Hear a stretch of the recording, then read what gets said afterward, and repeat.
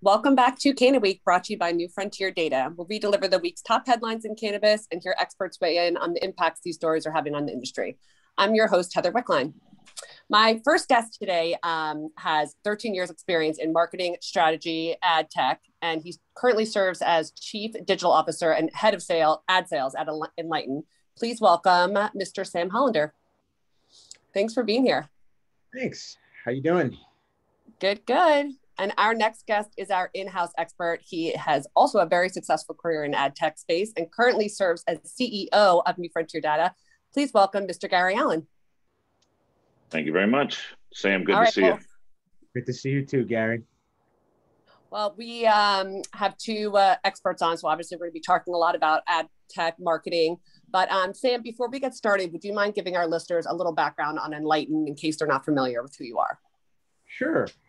Enlighten is a digital marketing and digital retail company.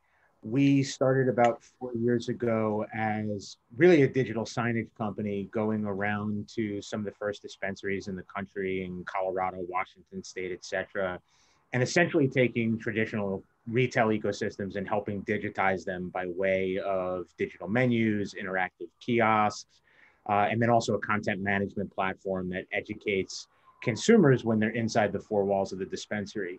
Over the course of the last 4 years, that also evolved into an advertising platform, both in the dispensary and out of the dispensary.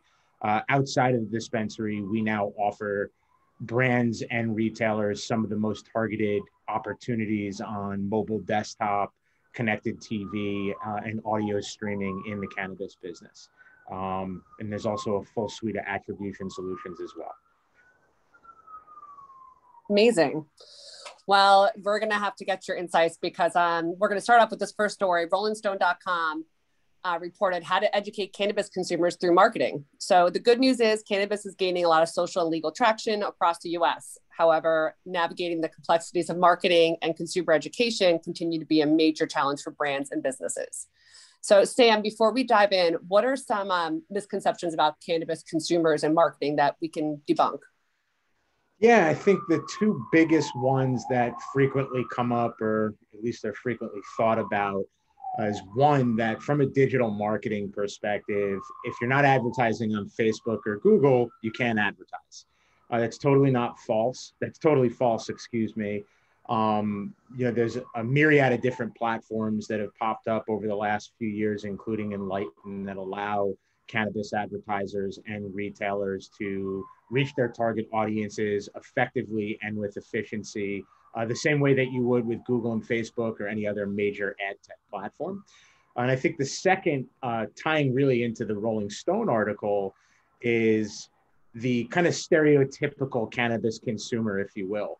Everybody thinks that the cannabis consumer is, this guy or woman that sits on a couch and is a stoner and lazy, and that's really not accurate. In fact, the cannabis consumer ranges multi-generational at this point, really from the Gen Z all the way through to the baby boomer generation. And in fact, cannabis is consumed for a myriad of different reasons, ranging from sleep and anxiety to a recent article that just came out by Time Magazine about using cannabis for health and fitness. Nice. Gary, any to add to those? Yeah. Nice thing about having experts on our podcast when we do is that, there's going to be a lot of head shaking and a lot of agreement between us. And Sam, thank you for that. I truly believe that the latter that Sam brought up is probably the single biggest misconception of cannabis consumers. Cannabis consumers are not stoners. Only about 15% of the cannabis consumer would fall into that stereotypical description of a stoner. The largest groups range from women 35 to 50 years old, and then seniors 55 and older. And as Sam said, the reasons are also quite varied. The nice thing, though, about the deep understanding that companies like Enlighten bring to the marketplace is that very wide swath of consumers, both gender and demographic, do also have that they all kind of fall into an archetype or a profile, and so they are easily identified, right? They're no longer, it's no longer a mystery. And I think the second that I would bring up, maybe just an extension of what Sam was saying, but digital marketing itself should bring a lot of comfort to brands and to products because of the targeting capabilities, of the profiling capabilities, of the geo-targeting capabilities. It really, technology demystifies this idea, as Sam said earlier, that you can't advertise. And also, and lastly, I'll just extend, advertising and marketing are two completely different things. And it's no more, more apparent when it comes to a cannabis consumer. You know, advertising flower on a billboard is highly regulated. It's only allowed in a very few places. However, when you grab the consumer's attention in a place that is safe for that advertising, such as the four walls of a dispensary or the mobile application in the mobile environment that they're in, because we know exactly what their location is at that point, advertising actually becomes more about brand building and brand advocates than it becomes about worrying about regulation and worrying about compliance. Well, that leads me to my next question, I guess, for Sam. In this restricted market, like Gary was just saying, how can tech-enabled solutions help businesses make the right choice and target their consumers? Yeah, I think Gary brought up a lot of good points. I had to get them in there quick, Sam, until you did. You know what I mean? I just want to make sure we have an even, you know, counting at the end of this. Oh, it's all good, but we're going off of each other, right? You know, so I think, you know, Gary mentioned before geo-targeting, and in the cannabis space, given all the regulations around what you can and you can't do, having those capabilities becomes even more important to be able to accurately identify and understand who a cannabis consumer is, e.g. using specific mapping technology as an example to understand consumer visitation for various different dispensaries, having more targeted campaigns, leveraging different data sources, like some of the data sources that New Frontier has access to, working with strategic partners like point of sale companies and e-commerce companies to understand consumption patterns and to create those archetypes, as Gary was mentioning earlier, to firmly identify who your consumer is. The beauty of digital technology is you can be really targeted, right? So if you have a pet product and you're a pet brand and you want to target consumers who own pets, that's the beauty of digital technology. You can not just target a cannabis audience based on consumption data, geolocation data, contextual data. You can also layer on other data sources to make sure that you're targeting pet owners as well.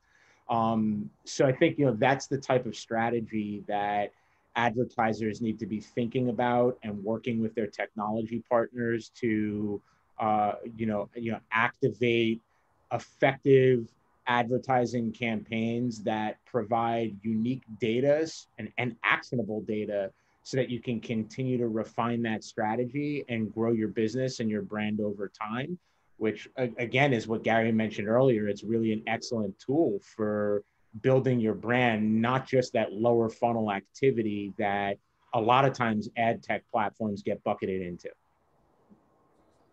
Right. Well, at this stage in the cannabis industry, how important would you say brand loyalty is right now?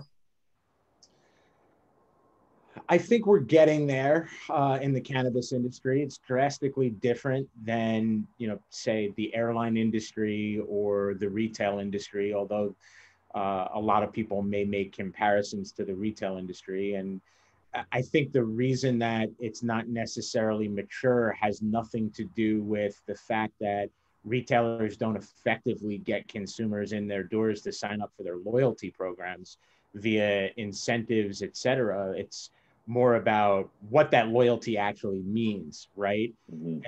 And there are different types of consumers, and really to generate that loyalty over time, at least in my mind, I'm of the opinion there's kind of three buckets that falls into. One is kind of leveraging that data, as we've been talking about throughout the conversation, to understand who your consumer is. Two, making sure that you are effectively using that data to drive people into your store. And then once they're in there, it's about how you stand above the clutter, right? The unique experience that you as a retailer or a brand provides in that retail environment. Are the bud tenders engaging with your clients? If you're a brand, do the bud tenders know about the unique value prop of your brand and how to effectively sell that? All of those types of things, retailers and brands should really be thinking of the retail environment as an extension of their wholesale tool, right? It doesn't stop once you create that wholesale relationship. Once you're in that environment, those bud tenders and the people that are selling your products need to be educated on what the value of your product is and why it's valuable to the consumer. And ultimately, that's what's going to increase your loyalty, that education, that unique experience that you have when you walk into that retail environment, etc. And advertising and data are really what become kind of the core foundation to get people into that retail environment, and using that mechanism to have that as an entry point to educate your consumers on that value proposition. Yeah, Sam, I really think it's it's important that we talk about consumer education. There's a couple of things. One, just like every other retail vertical, I think if there were a kind of third misconceptions to debunk, is that cannabis retail is different than any other retail. Cannabis retail is retail, and what that means is that as an emerging market, right? I don't think we're still nascent, but as an emerging market, we have to first understand that we have to establish that there is retail need. Okay, we've established that there was a little over $20 billion worth of retail last year. So what do you do with that information?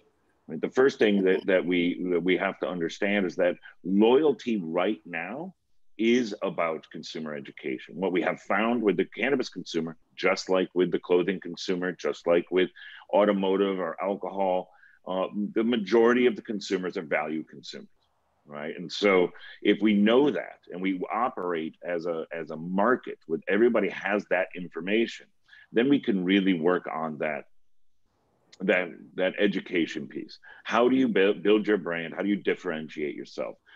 At the retail location, making sure, as Sam mentioned, making sure that brands and product manufacturers educate the bud tenders, and the bud tenders educate the consumers. It's all about education.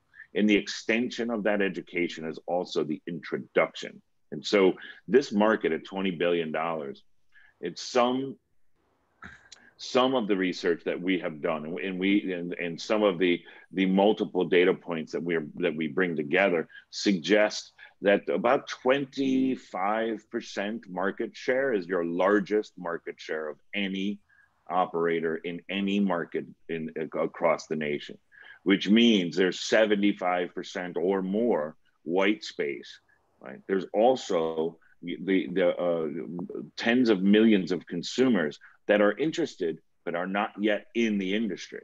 And so we're at a point now where loyalty is really will start at the beginning with the education. And that's kind of, you're thinking of loyalty, and even in the first introduction to the consumer is going to be one of the differentiators for the retail operators and the loyalty companies on who wins. Yeah, and I think to add to that a little bit more, the education is extremely important, especially in an industry where there is stigma around the cannabis plant, and there's also education that needs to happen about the value, the various different benefits of that plant. However, in addition to education, I do also see the industry evolving towards more of a brand affinity and brand development, very similar absolutely. to industry. As that education continues to take place, but that brand building in my mind is going to come in the shape of two different forms. One, major consolidation is going to happen, or continue to happen, I should say, over the next few years. I mean, we're already seeing it with the acquisition of Harvest, as well as a number of other brands in the tech space. You're seeing Dutchy acquire Green Bits and Leaf Logics, so on and so forth. And then, from a brand building perspective, there's a number of new markets that have come online. My hometown, New York, is one of them. And I personally think, given that New York is really the branding and advertising capital of the world, that is going to have a major, major impact on how major multi-state operators, vertically integrated operators start to perceive and understand the market and start to target their consumers. And we're already seeing that with numerous different brands. Select does it very well. That's Cureleaf, obviously. They just released a product called Select Squeeze about a month and a half ago. It's a very small little product, but the idea is it's a soluble, and you can drop it in your drink. The packaging is pretty sleek and you can hide it. So I think that's going to have a lot of consumer adoption. Holistic Industries with their Jerry Garcia's Handpicked has been very widely received very well. And they've done a great job with the packaging there. So I think you're going to continue to see a lot of that evolve as well. I was reading an article too about Columbia Care opening up a ton of, new locations under Cannabis, and their retail location is going for this kind of Starbucks, meets Apple Genius Bar, where they can actually educate the customer and have events where they feature a product or feature something to just help educate the market. So I think it's really, really cool. It seems like that's the direction everyone's going in. Yeah, I agree. And I didn't mean to interrupt. I'm sorry. I mean, no. From a retail perspective, I personally think that, what Columbia Care is doing is great, but a lot of the major multi-state operators are replicating that or tried to start doing that over the last few years. I mean, MedMen really addressed that, was the first major cannabis company to do that, in creating kind of that sleek Apple-like environment when you walk into the dispensary. Well, and I think that's also a reflection of the maturation of our understanding of the consumer, right? When the cannabis industry started, in earnest, 7 years ago now, the original idea was that, bud tenders were going to have to be sommeliers. There was going to have to be this really deep understanding of strains and strain efficacy. And I think what we've learned over the last 7 years is that while there is a huge market for that, right, just as there is a huge market for the Apple-like experience in the Genius Bar or Starbucks-like experience in the coffee bar, there will have to be that in the cannabis industry. However, there are still tens of millions of consumers out there that just want to consume. They want to find the brand and the delivery method that works for them and that they can expect the outcome that they want from it. And once they do, they're going to lock and load and stay there. And so the MSOs, just like, McDonald's went through this, the QSR companies went through these, they're going to have a number of different brand engagements and brand experiences to connect with a very large portion of the consumer base. Great. Yeah. Well, Sam, we touched on this a lot with the complicated regulations, but what would your advice be to new players in the cannabis industry coming in that want to reach their target customers, and what advice would you give to them? Yeah, I think there's a number of different things you have to think about. Cannabis is obviously not legal in 50 states yet. It's legal, I think, in about 44 of them, medicinally and recreational. We talked about New York. We talked about some of the new states coming online earlier this year, North Dakota, North Carolina or South Carolina, I forget, which is a big one, obviously, given that's below the Mason-Dixon line. But I think things will continue to evolve. But in terms of kind of thinking about if you want to quote, national strategy, while there's really not a national strategy because of the restrictions and you have to think of everything at a state level, there is still an opportunity to build your brand. And you can do that with a full omni-channel strategy, right?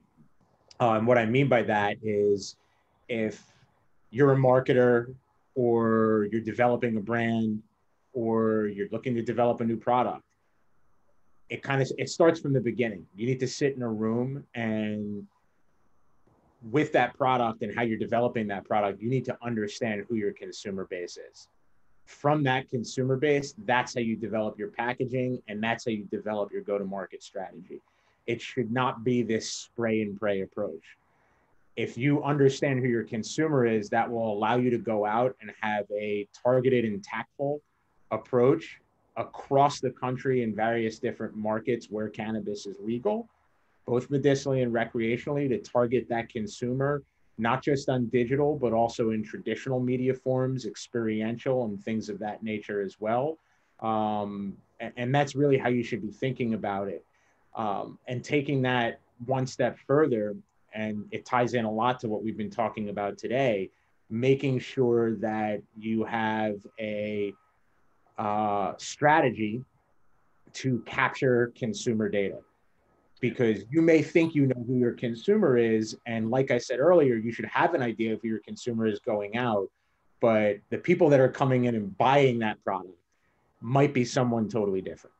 And if that is the case, your data needs to tell you that so you can quickly refine that strategy and start to identify who that audience is and continue that brand building story and leveraging the various different platforms that we've discussed to go out and really target that audience effectively so that you can continue to drive new customer acquisition. Yeah, absolutely. And I think further to that, one of the pieces of advice I would give are kind of two things. One, and I say this, and I've been saying this for 5 years now, but THC and CBD are not marketing schemes, right? Simply having THC or CBD on your packaging no longer works. And I think, so that's the first thing. And I think what Sam was saying it rings very true in understanding the consumer, right? And data is the only way to do that. The great thing about the opportunities we have in this industry is that we've been doing digital marketing in the world for the last 30 years, right? And it's evolved. So there's don't be afraid to use that evolution and use all of that learning and shorten your own retail learning curve. There's no reason for you to go out in a bare knuckle boxing match over traffic when there are a number of services available to you and ways available to the retailer to understand that consumer, anywhere from just population understanding around the dispensary when you're first getting the license, understanding the types of products that the consumers that live around your dispensary actually consume. And I'm not talking about just cannabis products. I'm talking about a Whole Foods. I'm talking about BMWs. I'm talking about, Taco Bell, whatever that may be. Understanding the interest level, the interest and the level of interest and the affinities that those consumers already have will go a long way in you understanding and the retailer understanding, the experience that those consumers that live around them expect from the retail shops around them. And I think the advice in all of this is don't be afraid to be a mature retailer.